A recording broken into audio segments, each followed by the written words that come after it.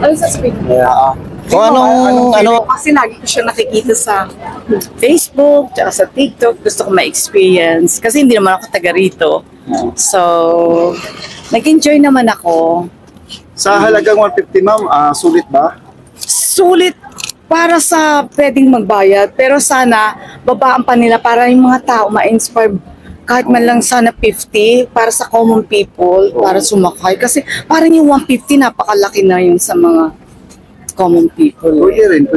Kasi Kung may 50 natin, baka pumila yung mga tao so ma'am, dyan. para sa sa development or sa kagaganda pa ng Pasig River ng pasyalan na to, anong masasabi mo, advice mo? Sana kasi yung amoy ba, sana mabawasan yung amoy. Tsaka magkaroon sana ng mga konting flowers, plants, trees around the area.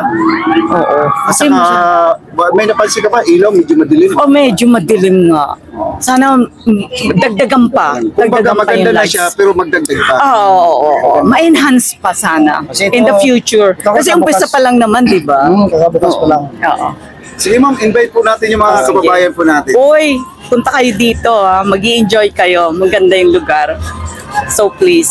Saan pa kayo nagkagaling ma'am? Paranaque pa kami. Mukhang balikbayan ka, ma'am. Hindi ako nagkamali.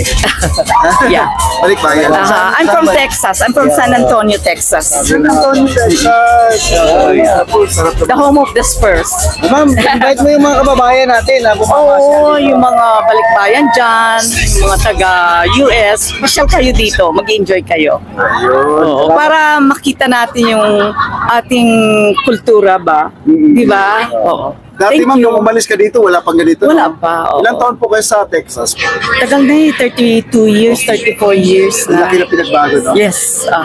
Thank you very much. Maraming salamat po. Salamat po, Thank ma'am. you. Salamat po. Yan po guys, yung ating balikbayan na pamangha sa ating bagong pasyalan, Yan, salamat po,